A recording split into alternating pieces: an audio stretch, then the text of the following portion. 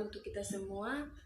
Kami dari kelompok 11 akan mempresentasikan hasil diskusi kami dengan materi pengembangan media pembelajaran model Roblier. Saya Merdion Cendermnanu akan membacakan materi kami. Yang pertama, model Roblier. Model ini dikenal pula dengan model TIP yang merupakan akronim dari Teknologi Integration Planning atau Perencanaan Integrasi Teknologi. Model TIP dikembangkan oleh MD Roblier pada tahun 2003. Kemudian diperkenalkan secara resmi melalui bukunya yang berjudul Integrating Educational Technology into Teaching pada tahun 2004. Model TIP merupakan cara sistematis untuk mengintegrasikan media dan teknologi ke dalam pembelajaran melalui 5 fase. Di antaranya, yang pertama, menentukan keuntungan relatif. Yang kedua, menentukan tujuan dan penilaian. Yang ketiga, mendesain strategi integrasi. Yang keempat, menyediakan lingkungan belajar. Dan yang kelima, evaluasi dan revisi. Nah, di sini saya akan menjelaskan yang bagian pertama, menentukan keuntungan relatif. Fase pertama model TIP adalah penentuan keuntungan mengintegrasikan media dan teknologi ke dalam pembelajaran. Hal ini penting untuk mengetahui berbagai aspek yang memungkinkan integrasi dilakukan, termasuk mengaji beberapa aspek yang melatarinya seperti dikemukakan oleh Rangers pada tahun 2003 dan Roblier pada tahun 2004 berikut ini. Yang pertama, kesesuaian atau compatibility. Yang kedua, kesulitan atau complexity. Yang ketiga, keterujian atau triability. Dan yang keempat, keteramatan atau observability. Yang pertama, kajian terhadap kesesuaian integrasi teknologi ke dalam pembelajaran memungkinkan seorang pengembang mendapatkan informasi secara komprehensif tentang nilai-nilai budaya, keyakinan dan kepercayaan yang dianut, termasuk pandangan orang lembaga atau institusi tentang perlu atau tidaknya media dan teknologi itu dikembangkan, diintegrasikan atau digunakan dalam pembelajaran. Kedua, tingkat kompleksitas penggunaan media dan teknologi juga perlu dikaji secara mendalam. Pembelajaran yang menggunakan alat bantu teknologi harus betul-betul dapat menghasilkan pembelajaran yang efektif dan efisien. Efektif artinya melakukan aktivitas pembelajaran dengan menggunakan media dan teknologi dengan tepat. Sedangkan efisien maksudnya melakukan kegiatan pembelajaran dengan menggunakan media dan teknologi yang tepat sehingga tidak menghabiskan waktu yang relatif lama. Selain itu, ketersediaan pendidik dan kesiapan peserta didik juga perlu dipertimbangkan. Ketersediaan fasilitas mencakup keragaman peralatan yang tersedia seperti alat peraga, media, teknologi, dan sumber belajar. Kemampuan pendidik merujuk pada pengetahuan dan keterampilan untuk menggunakan peralatan dalam proses pembelajaran.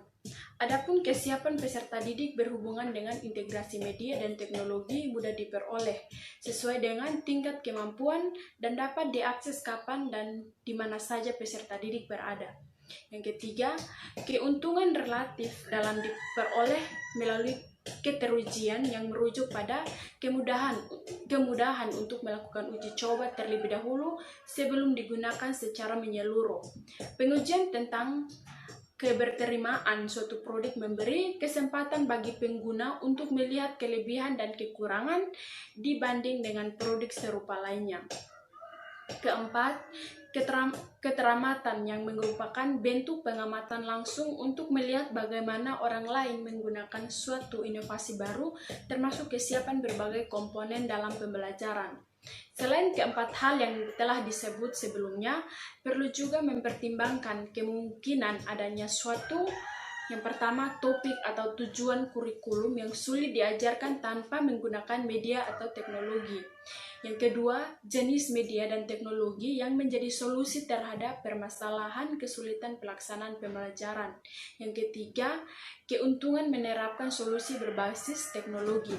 Dan yang keempat, kemungkinan adanya alternatif lain untuk menciptakan pembelajaran yang efektif, baik terkait dengan pemanfaatan teknologi mutakhir maupun jenis teknologi sederhana yang menerima bagi keberlangsungan pembelajaran. Bagian B, menentukan tujuan. Pada tahap ini, pendidik menentukan pengetahuan dan keterampilan yang ingin dipelajari oleh peserta didik, sekaligus menetapkan instrumen penilaian untuk mengukur dan menilai pelajaran yang telah diperoleh peserta didik dengan menggunakan media dan teknologi yang diintegrasikan ke dalam pembelajaran. Dalam hal ini pula, pendidik harus lebih jauh melihat apakah permasalahan belajar dapat diatasi dengan pemanfaatan media dan teknologi tersebut atau masih menyisahkan berbagai masalah lainnya. Oleh karena itu, diperlukan instrumen penilaian seperti yang pertama, checklist atau daftar kinerja termasuk daftar tugas yang harus diselesaikan oleh peserta didik. Yang kedua, checklist kriteria yang mencakup daftar kriteria peserta didik yang telah memenuhi hasil atau produk pekerjaan yang sesuai dengan harapan. Yang ketiga, rubrik yang mencakup rangkaian deskripsi tingkat kinerja atau rendah, sedang, tinggi pada setiap aspek kegiatan. Pendidik dapat melakukannya melalui observasi dan memeriksa dokumen yang telah dihasilkan oleh peserta didik dalam pembelajaran. Ada beberapa hal yang perlu ditelaah berkaitan dengan penentuan tujuan dan penilaian adalah yang pertama, kinerja yang diharapkan dari peserta didik untuk menunjukkan tentang apa yang telah dipelajari. Yang kedua, cara yang terbaik untuk mengukur dan menilai kemajuan belajar peserta didik, misalnya jenis, tes, pilihan ganda, menjodohkan, benar, salah, esai, dan lain-lain. Yang ketiga, instrumen yang diharapkan tersedia atau perlu dikembangkan lagi. Kemajuan belajar peserta didik, misalnya jenis, tes, pilihan ganda, menjodohkan, benar, salah, esai, dan lain-lain. Yang ketiga, instrumen yang diharapkan tersedia atau perlu dikembangkan lagi. Yang keempat, metode alternatif lain untuk mengukur kesuksesan belajar peserta didik, misalnya observasi, instrumen untuk menilai sikap peserta didik. Perkenalkan, nama lengkap saya Nada Previaunga, NIM 01-2019-0428. Nah, di sini saya akan melanjutkan materi bagian C dan D. Di bagian C, merancang strategi integrasi. Pada bagian ini, pendidik perlu menentukan strategi mengajar dan bentuk aktivitas yang sesuai dengan karakteristik peserta didik. Dalam lingkungan strategi integrasi, media dan teknologi perlu mempertimbangkan yang pertama, karakteristik topik-topik bahan pembelajaran, yang kedua, kebutuhan peserta didik, dan yang ketiga, metode yang sesuai dengan lingkungan belajar. Oleh karena itu, perlu menentukan dan memutuskan hal-hal sebagai berikut. Nah, yang pertama, pendekatan belajar. Pendidik dapat memilih apakah pendekatan tradisional dengan pembelajaran langsung atau seperti menyediakan konsep baru, melakukan praktik, dan mengetes kemampuan peserta didik, atau memfasilitasi peserta didik untuk memperoleh sendiri konsep baru tentang beragam pembelajaran aktif. Nah, yang kedua, pendekatan kurikulum. Beberapa bagian konten dari beberapa topik pernah diajarkan secara terpisah atau pendekatan mata pelajaran tersendiri. Kemudian diajarkan dengan pendekatan penggabungan dalam bentuk tematik atau pendekatan interdisipliner. Nah, banyak berpandangan bahwa pendapat seperti ini lebih mencerminkan kehidupan nyata, di mana masalah dapat diselesaikan dengan menggunakan keterampilan tertentu yang dihubungkan dengan bagian konten yang dipelajari. Bagian yang ketiga, pengelompokan. Dalam situasi tertentu, peserta didik secara individu harus menunjukkan penguasaan keterampilan. Tetapi dalam situasi lain, peserta didik dapat ditempatkan secara berpasangan atau secara berkelompokan. Bagian D, pengurutan. Pengurutan langkah-langkah dirancang dalam aktivitas terpadu. Perlu dipikirkan untuk mendorong keadilan dalam menggunakan teknologi agar mudah mendapatkan informasi apakah peserta didik memiliki pengetahuan keterampilan persyaratan tentang penggunaan teknologi yang memungkinkan mereka belajar secara efektif dari sumber-sumber yang sesuai. Bagian D, menyediakan lingkungan belajar. Penyediaan lingkungan belajar merujuk pada pengaturan dan pengelolaan tempat, sarana dan prasarana yang memungkinkan diterapkan teknologi secara efektif dalam pembelajaran. Kemudahan penggunaan teknologi pembelajaran ditentukan oleh penyediaan perangkat lunak dan keras, serta dukungan teknis dari pengambilan kebijakan. Shalom, saya atas nama Yamsin Atonis akan melanjutkan materi kami bagian yang terakhir, yaitu mengevaluasi dan merevisi. Tahap ini merupakan tahap terakhir dari modal Robler, di mana dalam tahap ini seorang pendidik dituntut untuk mencari tahu kendala atau hambatan yang ditemui peserta didik dalam pembelajaran, misalnya dengan cara observasi langsung atau mewawancarai peserta didik.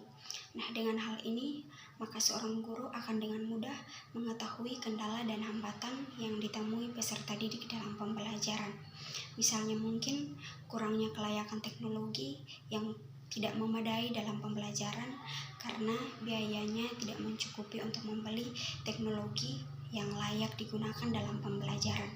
Nah, jika hambatan atau kendala sudah ditemui seperti ini, maka guru akan melanjutkan ke tahap yang berikut, yaitu merevisi.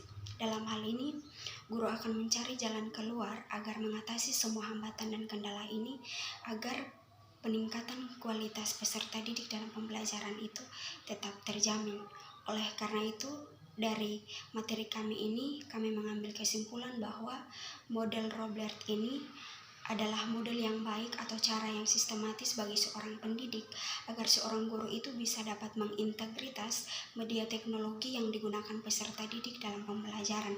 Dalam hal ini dilihat dari 5 fase, yaitu yang pertama, meningkatkan keuntungan relatifnya, yang kedua, menentukan tujuan dan penilaiannya, yang ketiga, mendesain strategi integritasnya, dan yang keempat, menyediakan lingkungan belajar, yang kelima, merevisi atau mengevaluasi. Oleh karena itu, kita sebagai calon guru ke depannya, kita dituntut untuk tidak hanya melihat intelektual seorang siswa, tetapi kita juga harus melihat ketersediaan sarana prasarananya, model komunikasinya, bahkan juga bentuk teknologi yang digunakan, karena semuanya itu merupakan sarana pendukung bagi peningkatan pembelajaran kita agar kita bisa mencapai tujuan yang kita tentukan dari awalnya. Demikian penjelasan tentang materi kami. Terima kasih. Shalom.